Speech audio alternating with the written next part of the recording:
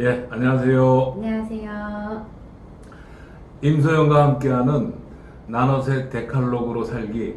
벌써 이제 두 번째 시간이 됐습니다. 네, 반갑습니다. 반갑습니다. 아유, 날씨가 무척 더운데 네, 잘 지내세요?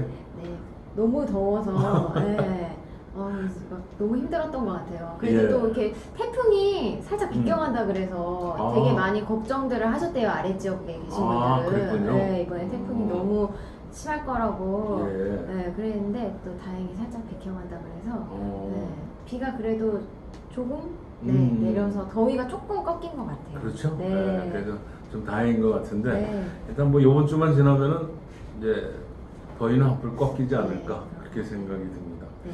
자, 오늘 두 번째 시간인데요. 잠깐 저희가 이제 복습을 한번 해보겠습니다. 첫 번째 시간에는 데칼로그 10계명이 무엇인가 하는 문제하고 또 데칼로그 10계명을 지키면 받는 복 네 가지에 대해서 저희들이 네. 말씀을 나누는데 잠깐 복습을 한번 해볼까요? 네. 그 데칼로그 10계명이 무엇인가 하는 것은 저희가 그 10계명 돌판을 담은 그 교회의 이름을 보면은 알 수 있다고 말씀을 드렸습니다. 네. 그래서 교회가 세 가지가 있었어요. 네. 그 혹시 기억나세요? 예. 언약궤, 언약궤, 네. 예. 그리고 법궤, 법궤. 그리고 조금 생소했던 증거. 예, 네. 역시 우리 임선아 씨 네. 확실하십니다. 복습을 예. 네, 열심히 했습니다. 그래서 그게 10계명의 이제 뜻을 알려주는 교회의 이름인데 네. 그 언약궤라는 거는 10계명 자체가 하나님과 자기 백성 간에 그 맺은 언약이라는 말씀이고 네. 또 법궤라는 것은 10계명이 그 하나님 나라의 법이라는 네. 그런 말씀을 주고 있고 증거궤는 또 언약과 관련해서 네. 그 언약을 증거하는 그 말씀이 바로 데칼로그 10계명이다 이렇게 이야기를 했습니다. 그래서 우리가 데칼로그 10계명은 하나님이 하나님 백성과 맺은 언약이면서 네. 또 하나님 나라를 그 운영해 나가는 법이면서 또 그 언약을 증거하는 그 자체다 이렇게 말씀을 드릴 수가 있을 것 같습니다. 네. 또 두 번째로는 우리가 이 데칼로그 10계명을 지키면 하나님이 주시는 네 가지 복에 대해서 네. 저희들이 한번 살펴봤거든요. 네. 네 가지나 되는데 기억하실는지 모르겠네요. 네. 혹시 기억하세요? 가장 와닿았던 거는 이제 저는 하나님과 이웃을 사랑하게 된다는 거. 네, 맞습니다. 네. 그렇죠. 우리가 하나님 이웃을 사랑하는 말은 너무 많이 듣는데 네. 대부분 자기 기준으로 생각하거나 추상적인 개념으로 많이들 생각하는데 사실은 하나님은 하나님 사랑하는 법을 우리에게 만들어서 주셨어요. 네. 또 사람을 사랑하는 법도 하나님이 만들어 주셨는데 네. 그게 바로 10계명에 다 적혀 있었기 때문에 우리가 진짜 하나님을 제대로 사랑하고 또 이웃을 우리가 제대로 사랑할 수 있는 길이 열리게 되었다고 생각을 합니다. 네. 또 첫 번째는 이제 우리가 이 10계명이 주는 첫 번째 복은 우리가 죄로부터 자유함을 얻게 됩니다. 네. 우리가 그때 그 차로에 그어놓은 중앙선하고 그다음에 신호등에 대한 예로 한번 말씀을 네. 드린 것 같은데요. 어떤 분이 그 내용을 보면서 네. 그 예가 참 이해가 참 잘 됐다. 네, 그 맞아요. 중앙선과 10계명이 네. 역할이 그 율법이 우리에게 그 죄로부터 자유함을 주는 역할과 아주 이해가 잘 됐다 그렇게 말씀을 하시더라고요. 네. 네, 그래서 그거에 대해서 다시 한번 생각을 하게 됐고요. 그 다음에 우리가 이 세상을 살면서 또 설교 중에 거룩해라, 선해라. 네. 선해라, 네. 의로하라 네. 이게 다 추상적인 개념이라서 이게 사실 싹싹 안 들어오는데 네. 우리가 그때 살펴본 것처럼 그 율법 자체가 율법과 계명이 거룩하고 네. 또 의롭고 선한 내용을 담고 있기 때문에 저희가 율법대로 살면은 그렇게 모든 의와 선과 거룩이 다 이루어진다. 네. 참 이건 진짜 놀라운 그 말씀인 것 같아요. 그래서 다른 분들은 그 이 율법의 이 세 가지 복이 이 의와 선을 행하는 그런 도구로서의 그 율법의 역할에 대해서 잘 모르는 것 같더라고요. 네. 근데 아주 그 율법은 정확하게 그 부분을 우리에게 가르쳐 주고 있습니다. 그리고 마지막은 이제 제가 또 굉장히 좋아하는 성령 충만. 네, 성령 네. 충만. 그 많은 분들이 또 그 부분에 대해서 이렇게 주의를 좀 갖지 못했던 게 맞는 것 같아요. 그래서 성령하고 율법하고 이게 궁합이 잘 안 맞는 거 아니냐. 네. 그렇게 생각하는데 저는 처음부터 야 정말 멋진 궁합이다. 동전의 양면이다. 네. 성령은 말씀 없이는 역사 안 하신다. 네. 그 우리 창세기에도 빛이 있으라 하는 말씀이 있으니까 그러니까 빛이 생긴. 네, 수면 위에 성령이 움직이기 시작했잖아요. 일하기 시작했잖아요. 그래서 이 말씀과 성령은 진짜 아주 딱 궁합이 맞기 때문에 우리가 이 십계명을 지키려고 애를 쓸 때, 행하려고 애를 쓸 때 성령께서 딱 지켜보시다가 그 말씀대로 이루어 주시는 분이 성령이고 네. 그러므로 우리가 성령 충만해진다고 하는 그 말씀을 배웠습니다. 그래서 네. 성령 충만해지려면 여러분 기도 열심히 해야 되지만 십계명을 갖고 행하도록 노력해 보세요. 그러면 하나님과 또 예수님과 성령이 그 말씀을 이루기 위해서 우리에게 성령 충만, 능력 충만, 기적 충만, 정말 우리의 원하는 모든 것들을 다 이루어 주신다고 저는 믿습니다. 아멘. 네. 네, 축복기도 같은데요. 예, 그런데 네. 아주 좋아요. 그래서 야, 이 참 성령 충만 받는다는 게 우리가 말씀을 귀하게 여기고 그 말씀대로 행할 때 하나님이 성령을 그냥 엄청 부어주신다는 것을 저는 개인적으로 많이 체험을 했습니다. 네. 그래서 참 너무 감사하게 생각을 합니다. 자, 그럼 오늘 말씀을 어떤 말씀을 하는가? 오늘은 이 데칼로그 십계명이 우리에게 주는 가르침이 또 네 가지가 있어요. 네. 그래서 그 네 가지를 간단하게 네. 저희들이 살펴보면서 네. 또 은혜를 받았으면 합니다. 자, 요 내용은 그 저희 강남중앙 침례교회의 그 피영민 목사님이 그 설교하신 내용을 중심으로 해서 네. 이 말씀을 같이 나누도록 하겠습니다. 네. 자, 십계명이 우리한테 가르쳐를 준다. 십계명이 가르쳐주는 네 가지의 중요한 것이 무엇인가? 이건 참 사실 굉장히 중요한 건데 첫 번째는 십계명은 우리한테 어떤 가르침을 주려고 생각을 하세요? 하지 말라 있는 거 보니까 네. 예.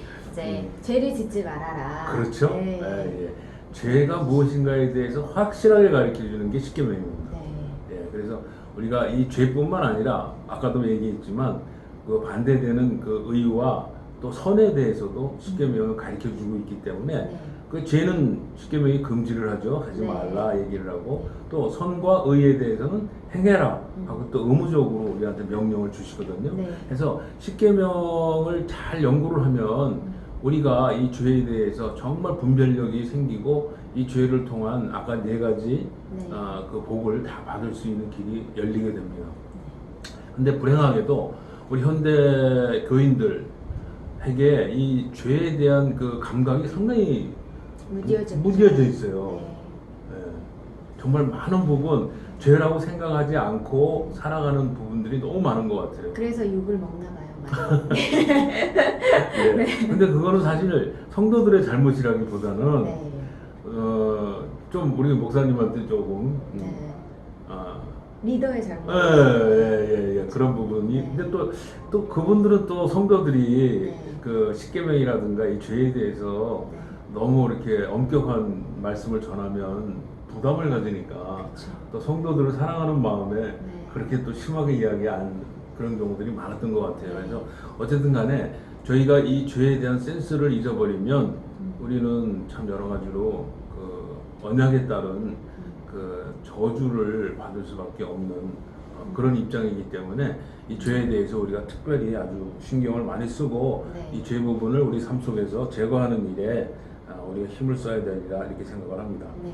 그 십계명이 그 죄를 가르쳐 준다는 말씀이 네. 그 로마서 3장 20절에 있죠. 네네. 우리 소연 씨가 한번 좀 읽어 주시겠습니까? 로마서 3장 20절 말씀. 그러므로 율법의 행위로 그의 앞에 의롭다 하심을 얻을 육체가 없나니 네. 율법으로는 죄를 깨달음이니라. 네, 아주 유명한 말씀이죠. 율법으로는 죄를 깨달음이니라. 예. 그리고 또 로마서 7장 7절의 말씀이 있는데 그 앞절만 좀 잠깐만 읽어 주시겠습니까? 네. 로마서 7장 7절 말씀. 율법으로 말미암지 않고는 내가 죄를 알지 못하였으니. 네, 그러니까 율법을 통해서 죄가 무엇인가를 알 수 있었다고 사도 바울도 고백을 하고 있습니다. 그리고 우리가 마태복음의 그 산상수훈에 예수님의 그 말씀을 들어보면 네. 그 율법에서 말하는 그 죄의 내용에 대해서 우리가 좀 더 깊은 그 말씀을 듣고 있습니다. 네. 그래서 그 예수님이 그 살인죄에 대해서 말씀을 하셨는데 네. 저희들은 보통 살인죄라 그러면은 어떻게 생각하세요? 뭐 칼로 찌르거나 뭐 총으로 그렇죠. 해서 예. 사람의 생명이 죽는 끝나는 그렇죠. 네, 끝나는 그걸 그거를 살인죄라고 살인죄라고 생각하기 때문에 네. 뭐 나는 살인죄 안 범했어, 난 음. 살인죄 안 범했어 이렇게 생각을 하지만 네. 예수님은 그렇게 살인죄를 정의를 하지 않으십니다. 그 성경 구절을 우리가 잘 알지만 네. 한번 같이 한번 보시고 네. 우리 소연 씨께서 한번 읽어주시겠습니까? 네, 마태복음 5장 21절 22절 말씀. 네. 옛 사람에게 말한 바 살인치 말라. 누구든지 살인하면 심판을 받게 되리라 하였다는 것을 너희가 들었으나 나는 너희에게 이르노니 형제에게 노하는 자마다 심판을 받게 되고 형제를 대하여 라가라 하는 자는 공회에 잡히게 되고 네. 미련한 놈이라 하는 자는 지옥불에 들어가게 되리라. 예. 이렇게 근데 예수님께서 무서운 말인데요. 그러죠? 갑자기 이런 말을 했었던 것 같은데 저도 뭐 지옥불에 많이 했습니다. 그러니까 이게 이 말씀을 통해서 예수님께서 살인죄라는 것이 무엇이라는 걸 저희들한테 정확하게 갖고 가르쳐주고 계시는데 네. 아까 살인죄가 그렇게 생명을 끊는 것뿐만 아니라 화를 내는 거, 남한테 화를 내는 거, 네. 또 그 라가라 뭐 멍텅구리라는 뜻이라고 합니다. 그 다음에 그 미련한 놈 이렇게 인격을 침해하는 그 말도 그게 바로 살인죄에 해당된다고 예수님은 말씀을 하고 계세요. 네. 그래서 저희가 단순한 그 목숨을 끊는 그 살인죄뿐만 아니라 이렇게 인격을 침해하는 간접살인도 하나님께서 계산하시는 죄 목록에 들어간다. 네. 그래서 우리가 이거를 죄로 여기고 이 죄에 대해서 조심하고 또 회개해야 하는 그런 생활을 해야 되겠다 하는 것을 저희들이 알 수가 있습니다.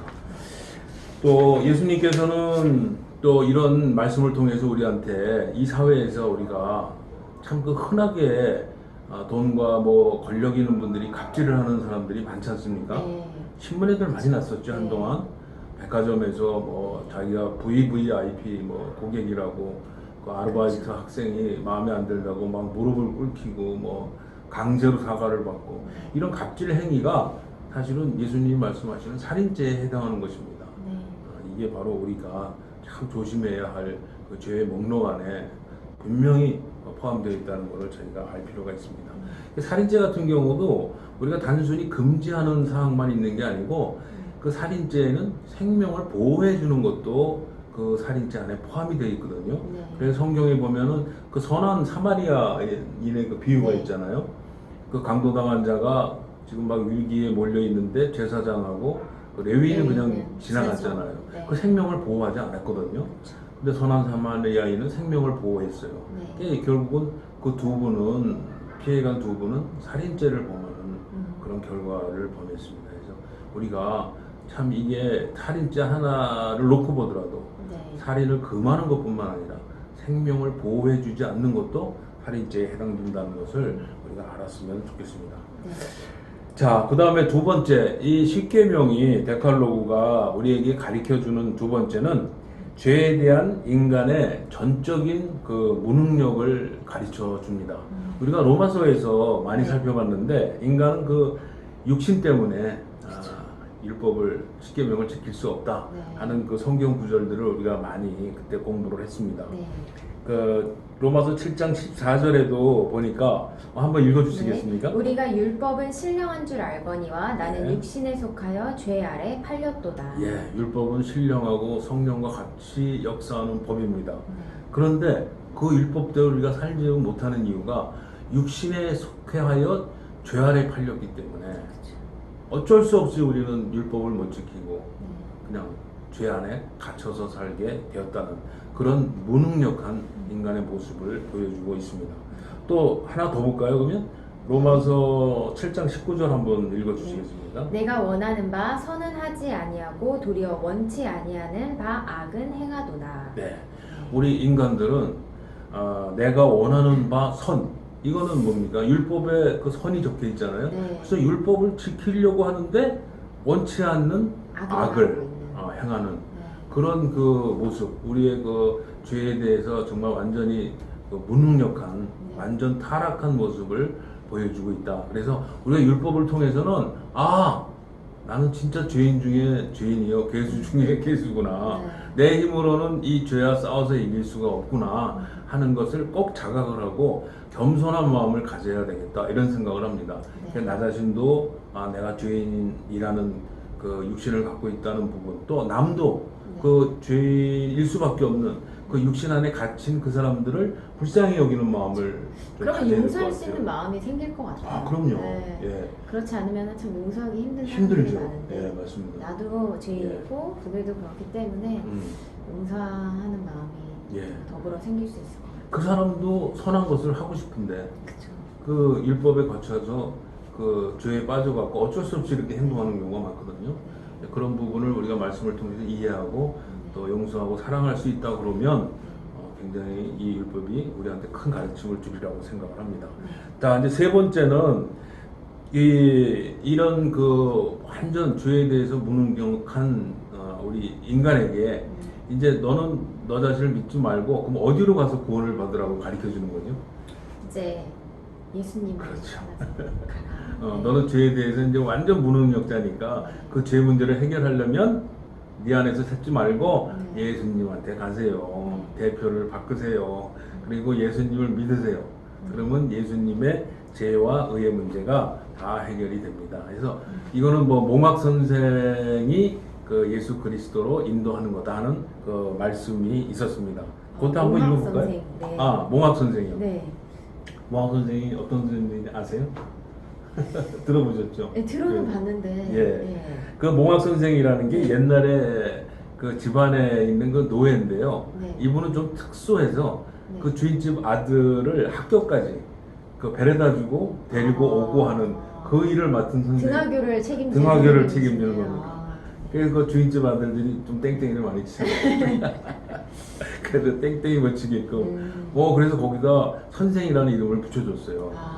좀 높여주신 거죠. 네. 근데 이 사실 율법이 그 네. 몽학 선생의 그 일을 해서 누구한테 학교로 보내는 것처럼 예수님한테 인도하는 역할을 한다. 네. 그래서 그 율법이 몽학 선생 역할을 하고 예수님께로 인도해 간다. 네. 십계명은 그렇게 예수님께로 인도하는 그 가르침을 주신다. 그리고 이제 마지막 네 번째, 네. 사실 이게 네 번째가 상당히 중요한 건데요. 네 번째는 뭐 하냐면 구원받은 성도들이 살아가는 그 삶의 기준을 가르친다 이렇게 이야기를 합니다.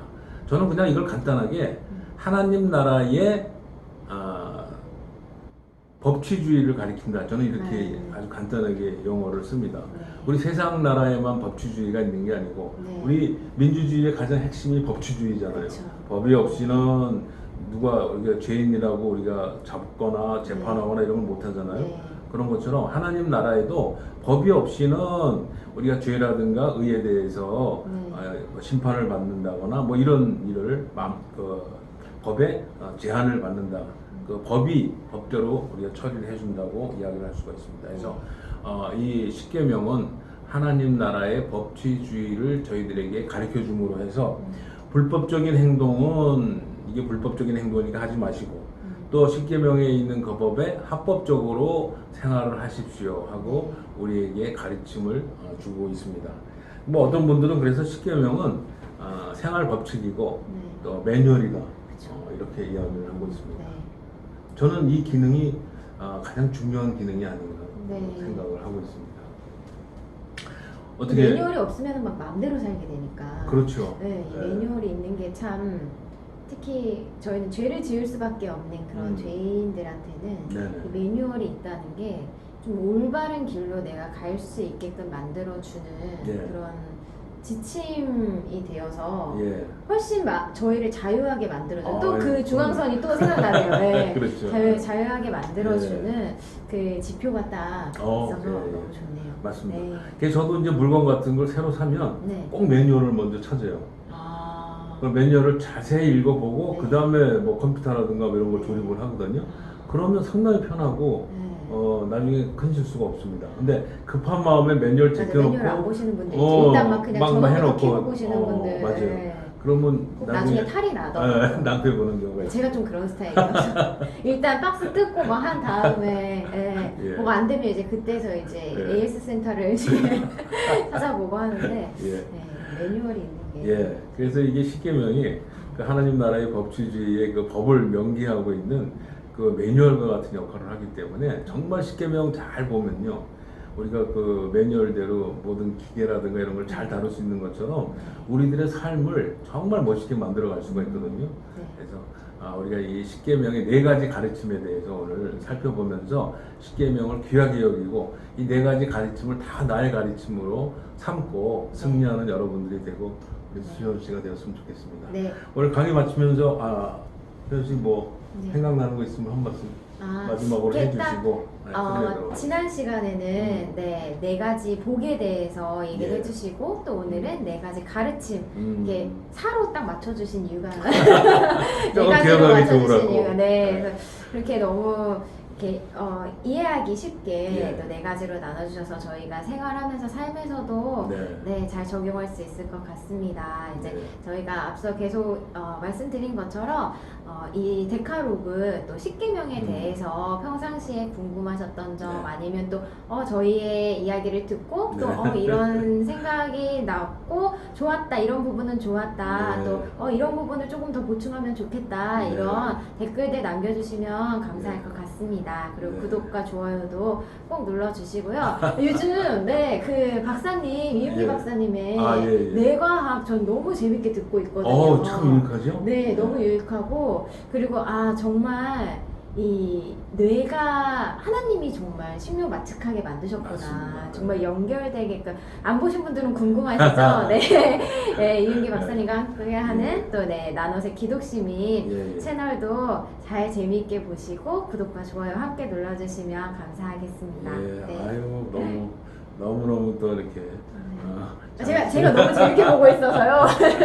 네, 그래서 제가 주변에도 막 이렇게 특히 또 저처럼 육아를 하고 있고 자녀를 키우고 있는 부모님들한테 제가 많이 또 공유를 하고 있거든요. 그래서 정말 하나님의 건강한 자녀로 저희가 잘 양육하는 것도 하나님이 저에게 주신 임무잖아요. 그래서 저희가 갑자기 살인죄 오늘 떠오르니까 자녀에게 말로나 남편에게 또 부모님에게 말로 이렇게 상처 주었던 기억들이 이렇게 떠오르면서 오늘 가서 회개해야 되겠네요. 참 좋으신 말씀인 것 같습니다. 네, 다음 시간도 기대가 되는데 다음 시간부터는 이제 좀 구체적으로 우리들의 삶 속에서 죄가 어떻게 걸리작거리는지 그런 것들을 아주 확실하게 좀 짚어보는 시간을 가져보도록 하겠습니다. 감사합니다. 수현 씨 고맙습니다. 인사하고 마치도록 하겠습니다. 감사합니다.